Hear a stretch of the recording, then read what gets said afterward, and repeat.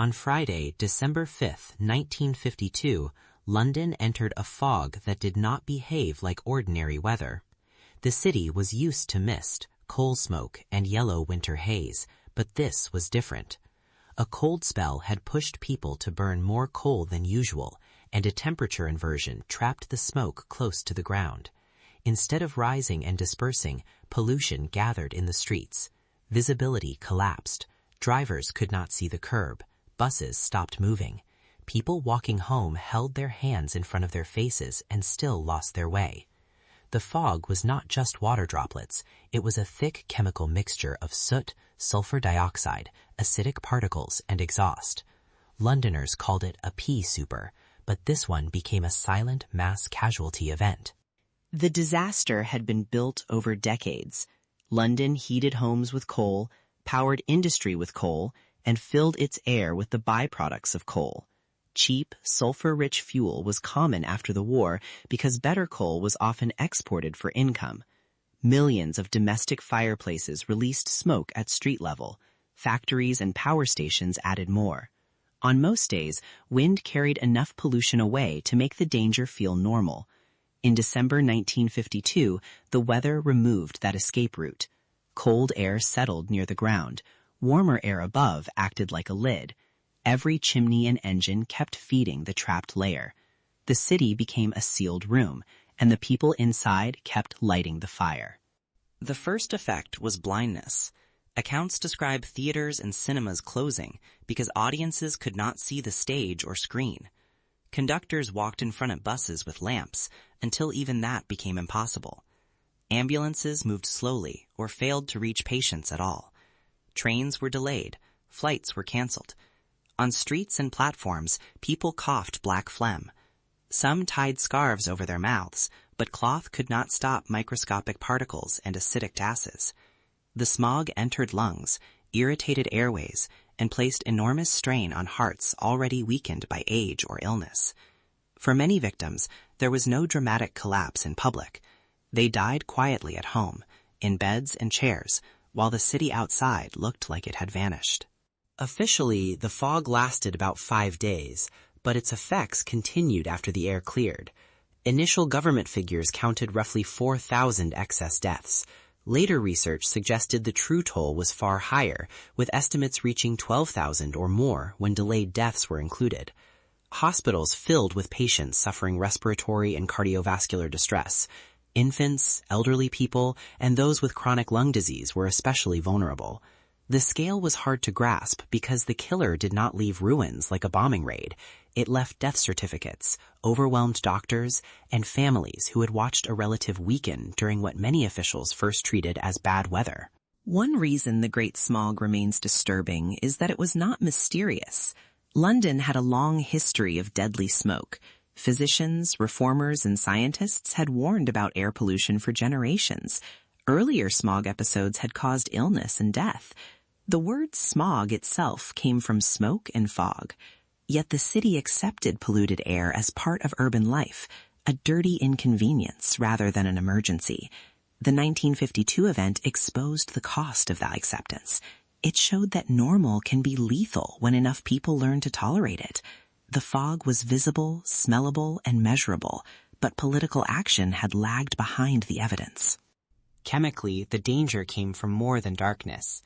Sulfur dioxide from coal burning reacted in moist fog droplets to form acidic compounds. Soot gave the fog surfaces on which reactions could occur and particles that could travel deep into the respiratory system. The inversion kept concentrations high at breathing level. People were not merely breathing dirty air, they were inhaling a corrosive aerosol. Modern air quality science has made these mechanisms clearer, but Londoners felt the results directly: burning throats, painful coughing, chest tightness, and sudden worsening of existing disease.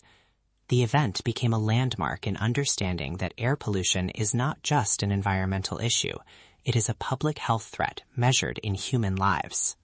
The political aftermath took time, but the Great Smog helped force change. Public pressure grew, investigations accumulated, and Parliament eventually passed the Clean Air Act of 1956. The law encouraged smokeless fuels, controlled smoke emissions, and created smoke control areas. It did not solve every pollution problem, but it marked a turning point. A city that had once treated coal smoke as the smell of industry began to recognize it as preventable harm. The change also proved that environmental disasters do not always require exotic causes.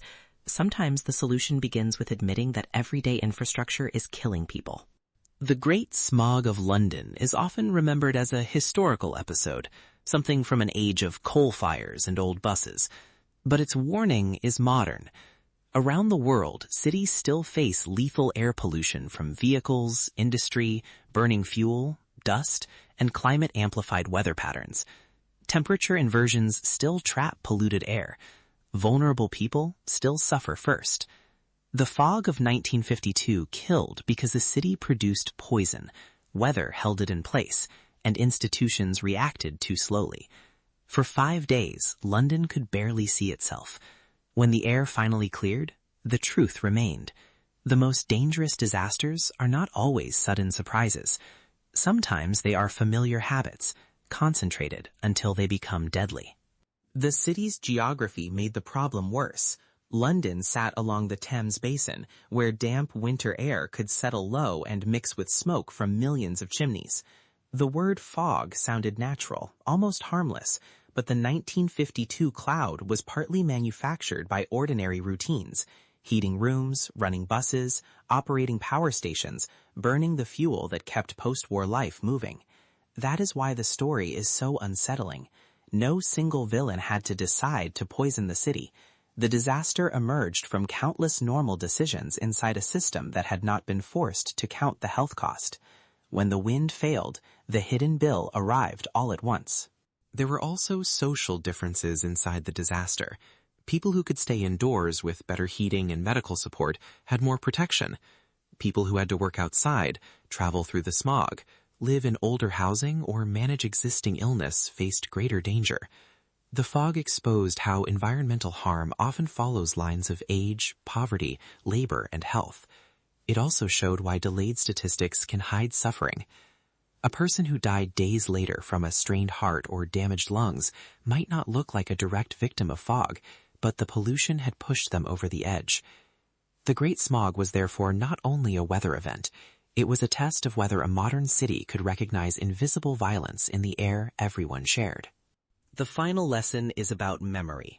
A disaster like the Great Smog can fade because it left no crater, no flooded ruins, and no single photograph that explains the entire tragedy. Yet its evidence is preserved in hospital records, mortality curves, parliamentary debates, and the laws that followed. Remembering it accurately matters because air pollution often works slowly and unevenly, making it easy to deny until numbers become unbearable. London's 5-day fog proved that public health depends on what a city allows into its air every ordinary morning. Clean air was not a luxury won by taste. It was a survival requirement learned through thousands of preventable deaths.